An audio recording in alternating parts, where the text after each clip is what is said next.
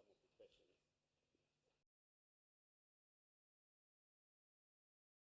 I think we should start right now so that we don't delay anyone. Just looking at the environment and looking at what we've been seeing, particularly in terms of government policies, and this environmental scan is really for the whole business, both in Zim and across the region. What we are seeing is that subsidies are continuing and input schemes are continuing. The countries where there are major input schemes, Zimbabwe, Malawi, Zambia, and Tanzania, and those we think will be continuing for the foreseeable future. We're also seeing quite a bit in terms of price controls, particularly in Malawi and Tanzania. We're seeing the governments trying to influence the price that the seed is sold at to try and seemingly protect the customers. Policy uncertainty remains an issue. I think we all know the challenges that we have in Zim in terms of changing policies, but we're also seeing this in other markets that we operate in. Supply chain disruption, a real issue, particularly when you look at what has happened to the inputs that farmers, hotspots that we are seeing, the Ukraine war, what's now happening in Iran, and commodities and so on. We also seeing emergence of middlemen in some of our markets where government. We're seeing middlemen coming in and brokering deals for supplies in government. The latest country joining that movement being Mozambique. Increasing exchange control surveillance, not just in Zim, but also in the other markets. As you will know, most Southern African countries have got challenges in terms of currency, and we are seeing more and more increased surveillance. Here in Zimbabwe, during the selling season, huge challenges in terms of what currency and what rate you are converting your US dollar effective price to in terms of local currency. And yeah, we had to contend with quite a number of interventions there.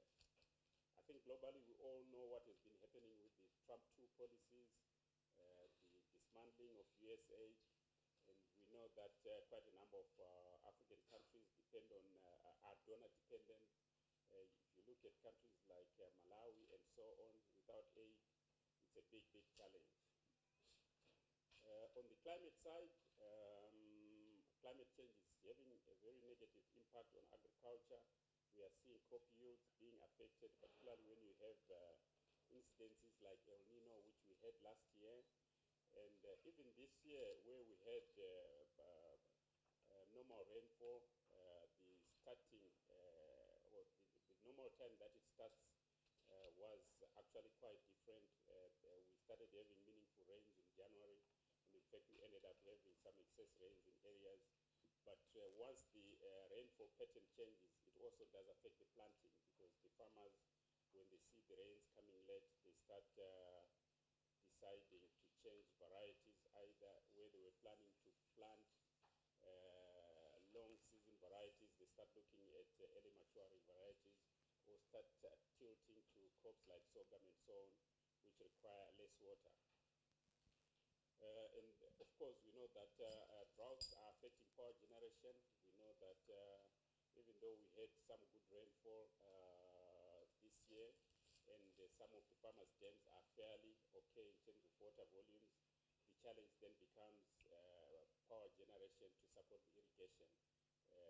It's not just water, but you need power, and that is a direct result of Kariba having been at its lowest for a number of years.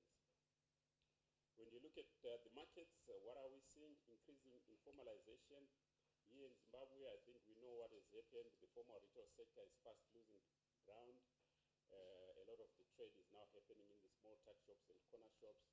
And what that does is, in terms of seed to be changing our model. What we have actually seen is a number of the retailers have been struggling to pay their debts as a result. We all know the challenges that OK went through. And we've seen this with other wholesalers, and it is forcing us to change the way we distribute seed. We are having to open our own shops. We are having to have our own till points at the various outlets so that we can also have control in terms of cash. Regulation, generally the issue of fake seeds is a big, big problem in most markets. When customers are hard up for cash, they easily fall prey to purveyors of fake seed, people who just take grain and paint it green. And it becomes our challenge to make sure that our customers are adequately educated in terms of what good seed is. Economy, currency devaluations right across Southern Africa, all the currencies basically went southwards. We know issues of hyperinflation, so Ethiopia kind of exited hyperinflation, but Zim, Malawi, Ghana, they are still there or thereabouts. Interest rates, a big challenge, and tight liquidity, also a big, big challenge. We know what has happened with the big disintermediation of banks that we've noticed. People are keeping cash under their pillows.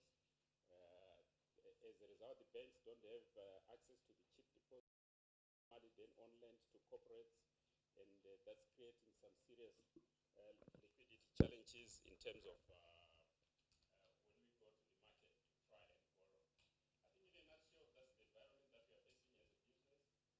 Just looking at our R&D, we do have a strong pipeline of new products, despite the climate change that we've been talking about. And in fact, our research goals every year are designed with the aim of addressing particular climate change challenges.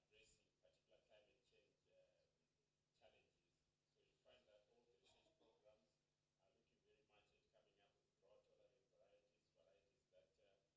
at coming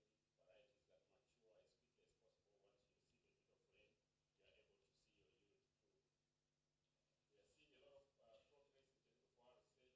with drought-tolerant varieties, varieties that mature early, varieties that mature as quickly as possible. Once you receive a bit of rain, you are able to see your yield improve. We are seeing a lot of progress in terms of our research for crop growth and foliar-tolerant varieties. Maize streak virus and maize leader-on necrosis disease, which is a disease that is prevalent in East Africa. We have been working on a program there with our partners, LG, and varieties are in terms of that particular program.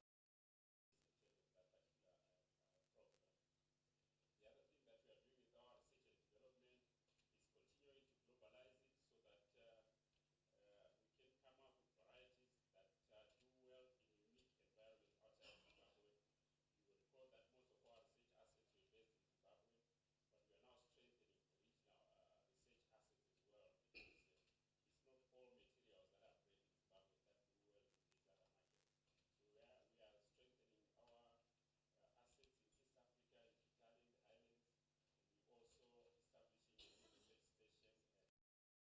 maize research in West Africa to try and make sure that our product basket addresses the requirements of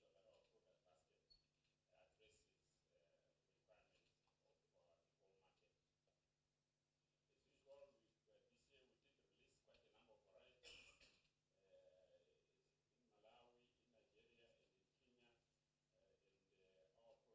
varieties in Malawi, in Nigeria, and in Kenya, and our product basket remains broad enough to make sure we are able to meet the customer demands. We've also released some wheat varieties and some sunflower varieties in Nigeria and in Tanzania, because we see these markets becoming more and more important in terms of these products. Successfully had a packing line in Zimbabwe, and we are working on color sorters to try and address the speed to market. We've been spending a lot of time hand picking before we send seed to the market, and the color sorters that we are adding are going to shorten the cycle that it takes to send seed to the market. We've also added on to our processing facilities in Zambia. We built an additional warehouse because Zambia remains our regional production and processing hub. We have also been able to successfully partner with banks to fund growers. Where funding of growers was predominantly on our balance sheets, we're trying to move this as much as possible off balance sheet to make our growers directly get funding from the banks. challenges under production, yeah, climate change still remains a big challenge, but I think the diversity of the group, the number of production bases that we have, does then allow us to cover for shortfall areas by producing in other regions. Just looking at what happened in terms of sales, so for Zimbabwe, Sitco Limited, we saw that our sales actually went up by 91% in terms of maize volumes, and soybeans went up by 59%, wheat went up by 8%. Barley did come down. As you know, with barley, we only have one real customer there. Produced is for Delta. And then the other crops also went up by 19%. Maize remains our anchor product, and we have actually been doing quite a lot in terms of our open market penetration. We did open our own shops across the country to try and cut the time that it takes cash to get to our till points. We also opened another shop in Kwekwe over and above the ones that we had already opened. We started opening some container outlets across the country, as well as the whole issue of having our own till points in specific retail outlets where we can directly control the cash. We did see record exports. 33% of that volume was exports, again aimed at meeting shortfalls that were in the region because of the El Nino challenges that were faced by the various countries. When you look at, so those numbers that I gave you for Zim, for the region, we actually saw a 4% maize decline and a 33% soybean decline. Now, those particular countries, it was basically a stock issue. They didn't have adequate stocks. Their production was badly affected by the El Nino challenges that we had in the previous year. This is the reason why the exports from Zim increased significantly to these countries, but still we couldn't meet demand in those markets. So you can see that that for our main product, maize, volumes actually did come down by 4%. Just when you're generally looking at our markets and how we see our businesses, so the yellow businesses are more or less the growing, the mature businesses. So you see that Zambia is yellow. It's a mature market. We've been there for over 20 years, and we think it's a mature business. Tanzania continues to show growth. It's a market that we like because we are creating new market, and year in, year out, we are seeing volumes growing. Malawi is a mature market. Kenya is a growing market, and in fact, we are only still covering 15% of the local market there. We know that the big market is in the highlands, where our research are focusing on coming up with a product for those, for that particular environment. Botswana is a mature market, small market but mature. We see our volumes remaining more or less the same year in, year out. And then markets like Mozambique, Nigeria, DRC, and Ethiopia, if you look at the percentages that we are achieving there, this is where we see huge opportunity. Nigeria and Ethiopia are big population countries with a big need for maize. Of course, some challenges in terms of political stability and in terms of production bases, but this becomes our work for the next few years, trying to unlock the production bases and increase the volumes in those markets, because this is where we see significant growth coming for the group going forwards. We also see some significant growth coming through from the Lakes region. So countries like Burundi, Uganda, and Rwanda, we've seen our volumes going up, and we need to start looking at local production in those markets.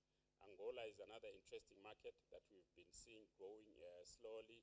I think the big challenge that we've been facing with Angola is remittability. Once you sell your seed there, how to get the money out of Angola has been proving a challenge. All right, and I think that's it in terms of operational review. I'll ask Tinei to come and quickly cover the financials, and then I'll come back and cover the outlook. Tinei.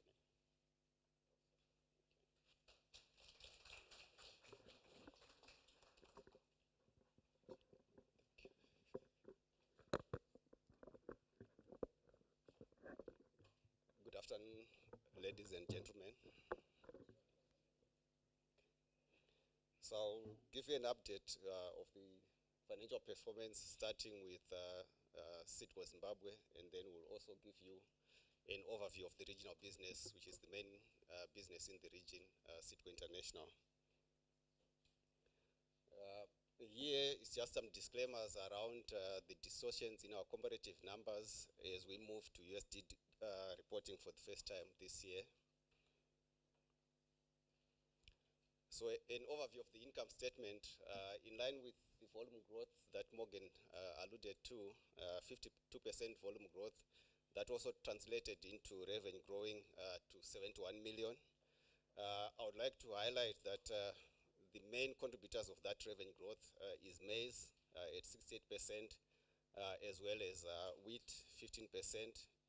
In that 71.2 million, we did record exports this year, just under 10,000 metric tons, contributing just under 13 million to that revenue. So 18% of that 71.2 million is real revenue coming from exports. We also saw significant inroads in terms of the contribution of the open market coming in at 23.5, 33% of revenue coming from the open market. So that's a combination of, if you combine exports and the open market, that's 36.2 million. So 51% of the revenue is coming from outside, as well as the open market channel, which is largely on cash terms. The government business contributing the balance. If you add the sum of the government business, which is USD denominated, as well as the export revenue and the open market business, at least 90% of our revenue is now denominated in USD. We also have a significant line in other income, where we have 3.4 million in royalties coming from the region. So if you add that to the 36 million, that's 40 million sort of hard currency income coming into Zim.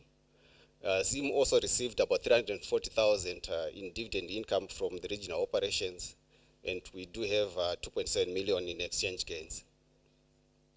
Overheads increased by 16% to 26 million, and as costs added in USD terms, also in line and accounting for USD inflation as well in Zimbabwe.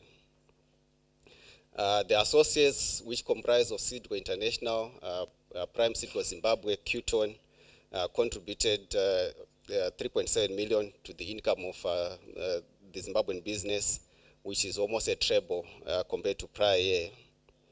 I must say within Qton, it's largely exchange gains, but in international, it's in line with the growth in the business, 15% PAT growth. So that bottom line of 17.5 million is coming from volume growth, the contribution of other income, as well as investments in the region. Looking at the balance sheet overview, we believe we do have a strong balance sheet anchored by proper plant and equipment. We have close to 100 hectares of land in Mount Upton, and we're looking at developing that land as the city approaches that area. The balance sheet is also anchored by R&D assets, which are mainly domiciled in Zimbabwe, as well as the IP, which is also contributing to the royalties that I mentioned earlier. The PPE on the balance sheet increased by 5 million, 2.2 million of that being additions, 5.8 being revaluation gains, which more than offset the depreciation of 2.4 million, as well as 400,000 in disposals. In the additions of 2.2 million, almost 800,000 of that is investment in R&D assets here in Zimbabwe. Our carrying value of investments increased to almost 32 million on the back of increased profits from the JVs and associates. We did record a decline in inventory in line with the record sales this year. However, our receivables increased by 33% in line with the increase in sales, as well as delayed receipts from government. Subsequent to year end, I think we have received 10.3 million combined, but we are still owed significantly by government. We also received 12.7 million from the regional business units in terms of what we sold into the region, as well as the royalties that the region pays to Zimbabwe. On shareholders' funds, it increased by 25.5 million, and the increase is coming from the PAT of 17.5 million, revaluation gains, as well as other comprehensive income at 1.5 million. Our borrowings increased by 5 million to fund the working capital gap from the delayed receipts mainly from government.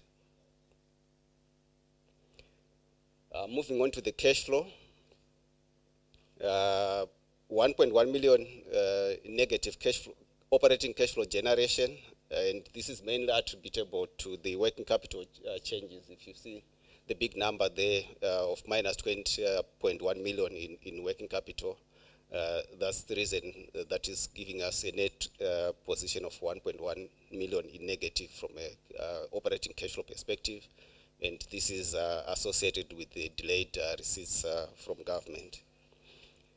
The irony of it is our corporate income tax increase to 3.4 million compared to 1.53 million last year. We are still expected to pay corporate income tax even though we are owed by the same authorities. We are in negotiations with them to try and see if we can offset what we are owed with our tax obligations. Like I mentioned earlier, we did invest in PP CapEx 2.1 million. We also recorded a reduction in interest payments on our borrowings as we negotiated better terms with our bankers, and we also took a deliberate action early in the year to settle most of our local currency borrowings before we then went back to borrow for seasonal finance. I'll move on to the significant associate, which is Citgo International.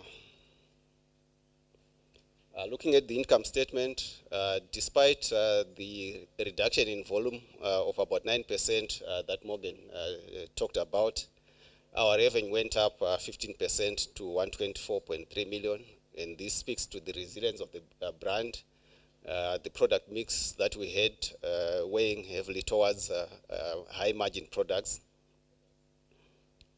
And 90% of this revenue is coming from maize, and 4%, 3% coming from soybean and wheat. We recorded a notable improvement in gross margin to 50%, speaking to the better product mix that we had, despite the product shortages that we experienced during the year. Our overheads went up 11%. This is lower than the growth in revenue of 15%, and this is in line with business growth. We also, for the first time, had an operational business, a fully-fledged operational business in Ethiopia, contributing to that increase in OPEX. However, our operating profit came down from 15.9 prior year to 15.3 million this year, weighed down by a once-off transaction where our interests in the South African joint venture were diluted to 1%. We opted not to follow our rise in terms of the capital increase that happened in that joint venture, and the deemed disposal loss for us was 2.6 million. So this is once off. It's accounted for in the 4.2 million other loss line there. We did experience challenging trading conditions in Mozambique. In fact, we virtually did not trade. We even had an incident where one of our trucks was banned during the selling season, which coincided with the political disturbances after the elections in that country. We, however, recorded significant savings in finance costs, 2.2 million, finance cost of 3 million compared to 5.2 million last year. And this is arising from a deliberate strategy to move cash as soon as there's excess cash in our various markets to service our borrowings.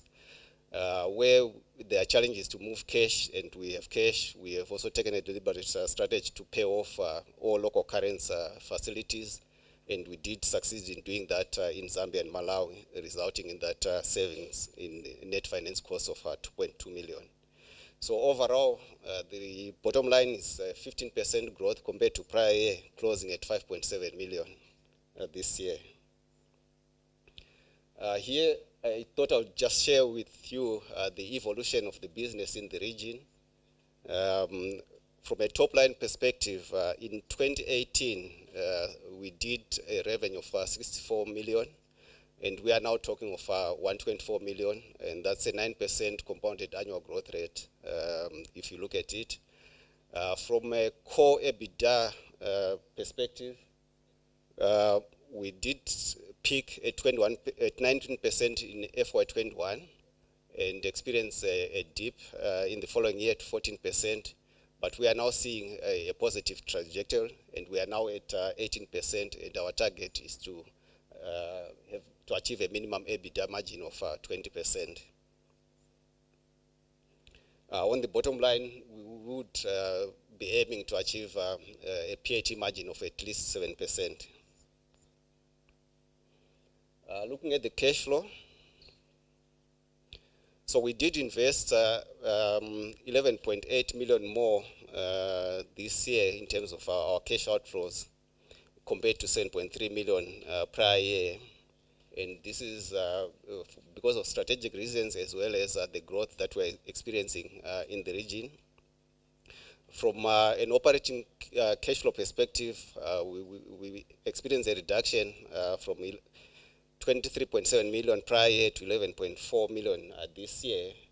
And this is mainly coming from our ramping up of production, coming from trying to recover from the El Nino. So we did invest a bit more in terms of trying to boost our inventory levels by paying some of our growers advances to be able to do the production.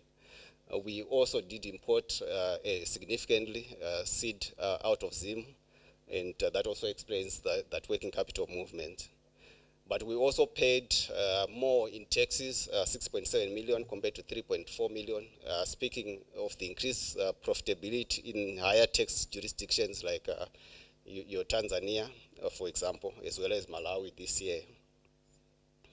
Our capex increased to 7.4 million, and this is mainly in Tanzania as well as in Zambia. We are doing a factory construction project in Tanzania, and we did complete an additional warehouse to boost our storage in Zambia. We borrowed less this year, and this is in line with our drive to generate cash and apply it to servicing our borrowings and manage our gearing levels. Because of that, that's the reason why we achieved the interest saving of 2.2 million. We did experience a negative 1 million combined effect from day one, IS-29 effects out of Malawi, reporting as a hyperinflationary economy for the first time this year, as well as the FX impacts combined. Moving on to the balance sheet. The balance sheet, in terms of balance sheet size, it registered a growth of 9% to 156 million.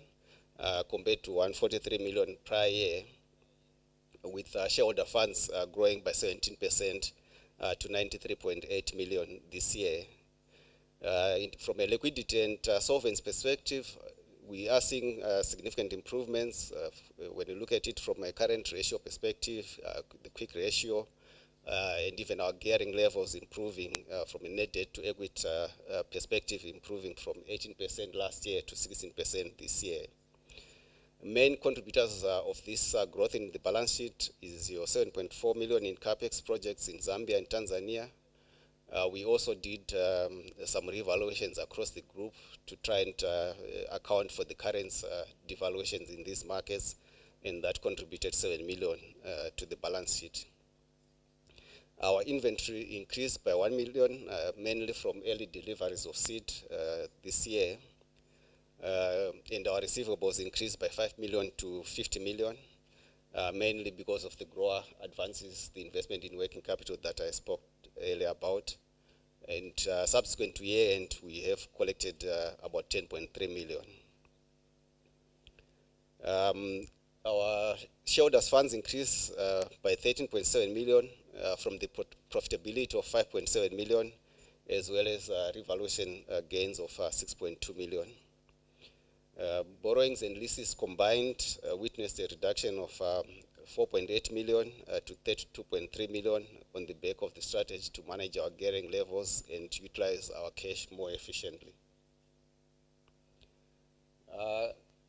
From this performance, we did declare a dividend of 2 times cover from the regional business, which translates to 2.8 million, and this is a significant improvement compared to 1.2 million that we paid last year.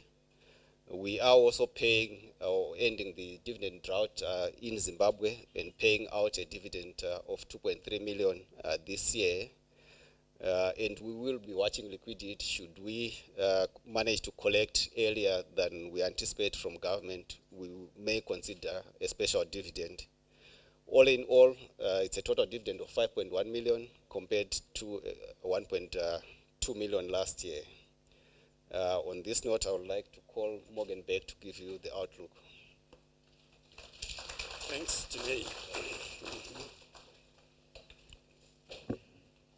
All right, yeah, so I think in terms of the numbers, you will see that the turnover in international is much higher than in limited, but because our production base is in international had a challenge because of El Nino, we ended up exporting quite a lot from Zim to the region. Now, obviously, the profitability when you are importing versus when you are producing locally is a lot lower. That's why you see the profitability in international lower than in Zim. They did sell a lot of imports from Zim. Overall, as a group, I think you can see what it has done to the numbers. Also, the numbers this year, happy with the numbers because we started right from day one accounting in US dollars, whereas in the previous year, it was a case of coming up with exchange rates to convert the numbers that we had reported, and there were a lot of distortions that did arise as a result. I would have expected a loud cheer in terms of Seedco Limited returning to dividend.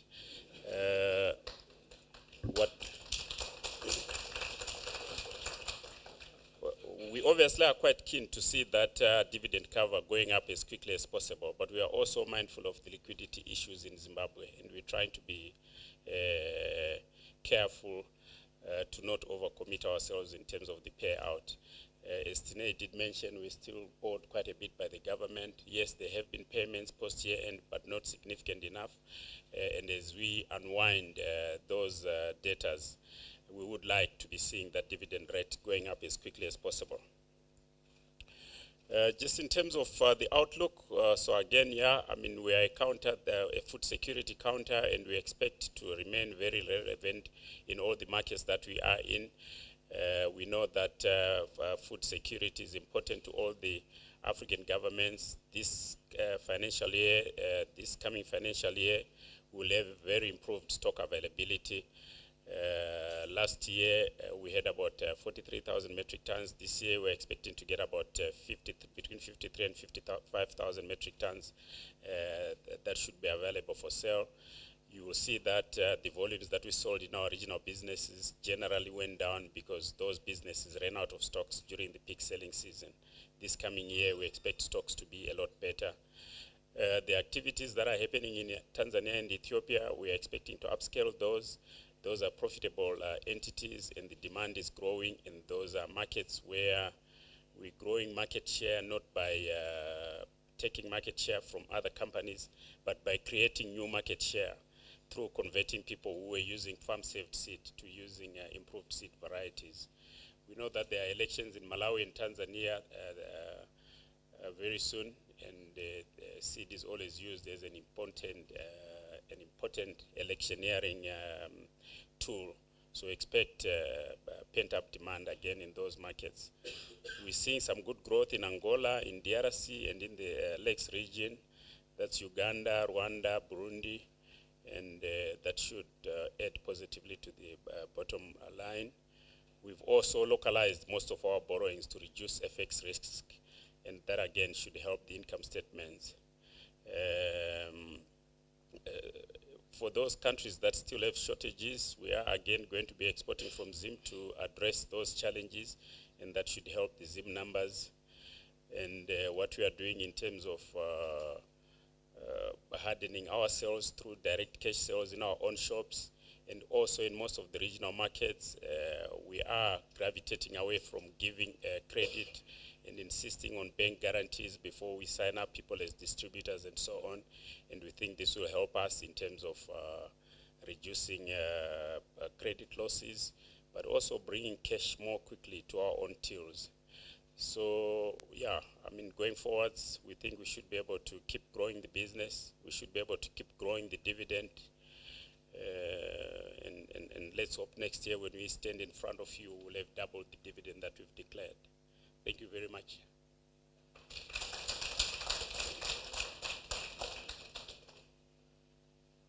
Questions?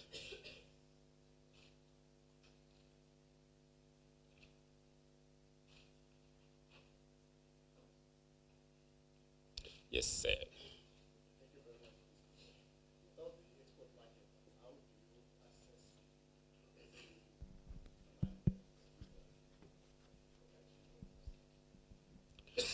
I've got the Zim MD sitting here. Feli, do you want to take that?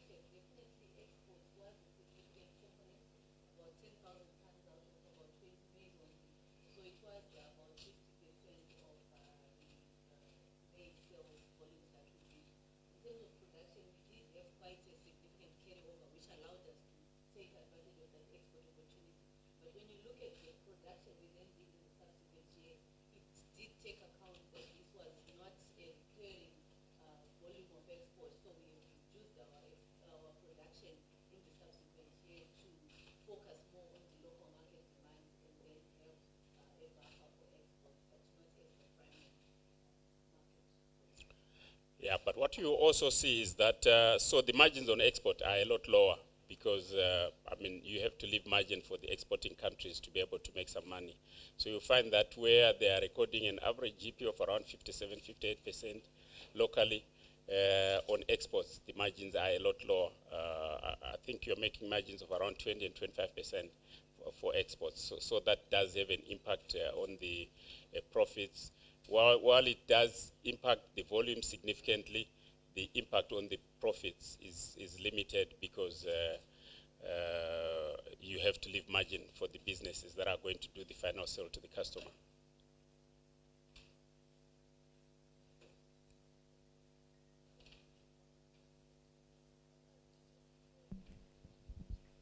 Yes, sir.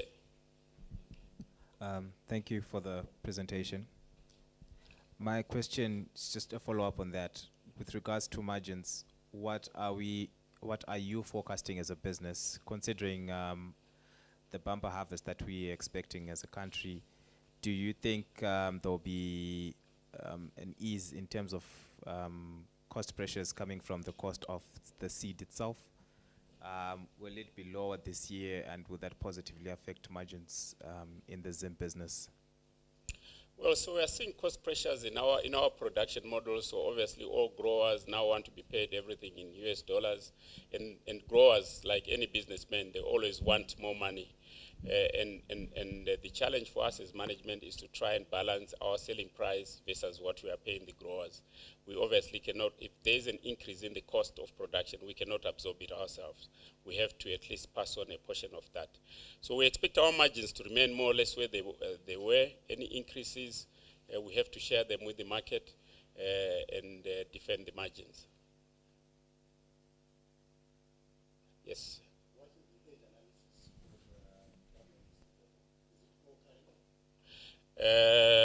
I think in total we are owed about 40 million by quasi-government institutions, And I would say 20% of that is probably from prior year.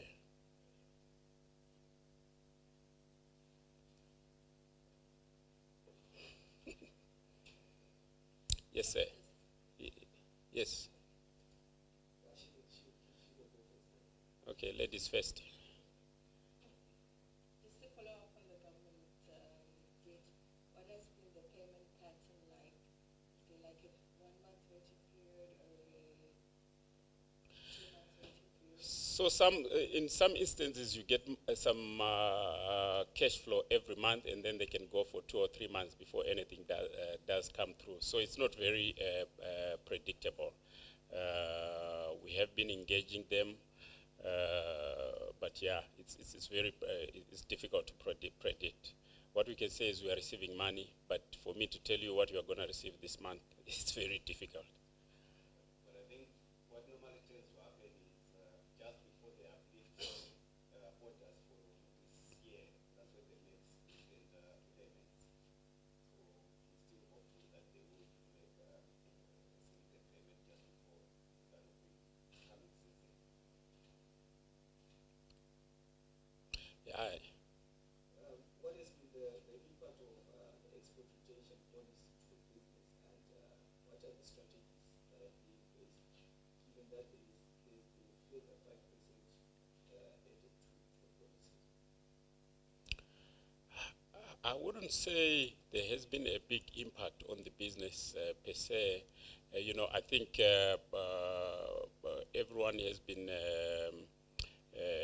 complaining about that 30% retention, but I think it is what it is. When you are operating in Zimbabwe, it gives you a right to operate. You have to operate within the government regulations. Obviously, as an exporter, we would want to be getting 100% of that, but it is the environment that we operate in, and it's not an issue that's just affecting us, it's affecting everyone else in the market, and we just have to comply. But maybe just to add that the stability in the ZiG has also helped that even that which is translated has not really lost value when you look at the rate official versus parallel. I think that stability has been welcomed by the sector. Yeah.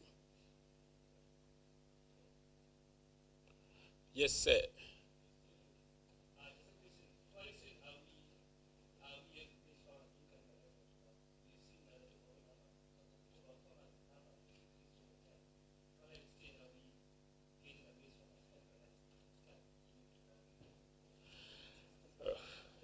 You want to take that, Feli?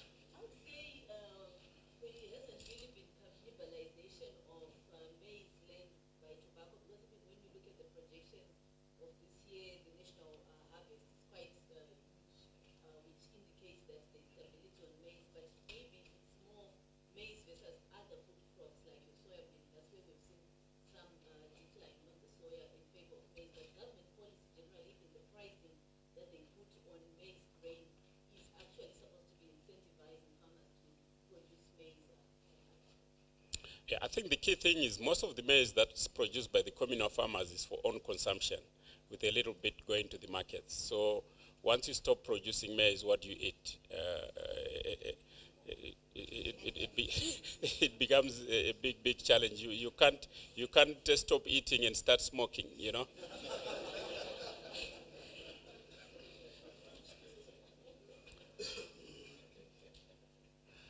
Any further questions? So still on that, if there's a record harvest, obviously this is a record in a long time. Are you seeing that translate into volumes? Is it your record year in terms of maize volumes? Grain or seed? Grain, whatever, there's a buffer harvest. Yeah, so I mean, in terms of what we sold, we showed you that our sales actually went up by 92%, not just because of local, but also because of exports. But I think fairly, your local sales, out of that a figure of 19,000 or thereabouts that you had, we had almost between 8 and 9,000 as the local sales that were in this market. I wouldn't say that has been your record local in terms of local sales, because in previous years we've sold more maize seed. But yeah, certainly I think the harvest this year was helped by the rains that we had. You remember last year we had some serious challenges because of El Nino and so on. And a lot of the yield is not just about seed, it's also about availability of other inputs and so on, which then does help the overall national harvest.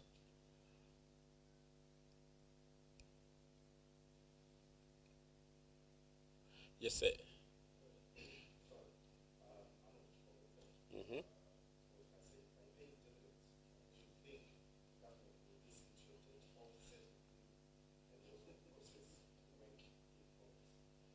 Well, I think so. We have various stakeholders. The government itself is a stakeholder, which wants income tax, but we also have shareholders who want a return for their investment. And I think it's a balancing act. You cannot ignore one or favor one stakeholder at the expense of the other. It's the reality of business. You have to be paying your shareholders a return. I think, you know, the government is an investor in a number of companies, and they are also pushing for dividends.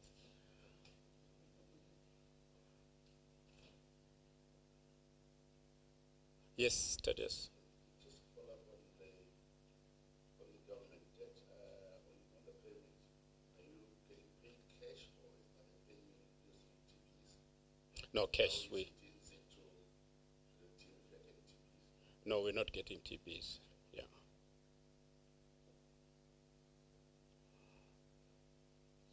Amina, you look like you want to ask a question. Okay. Are there no further questions? If there are no further questions, I think there's some refreshments outside. This is March. We normally give you guys seed, but we can't be giving you seed in June. It will be eaten by weevils. We'll give you seed. We'll give you seed when we do the interims or when we do the AGM maybe. Otherwise, thank you all very much for coming, and please join us for a drink and we can take further questions. Thank you.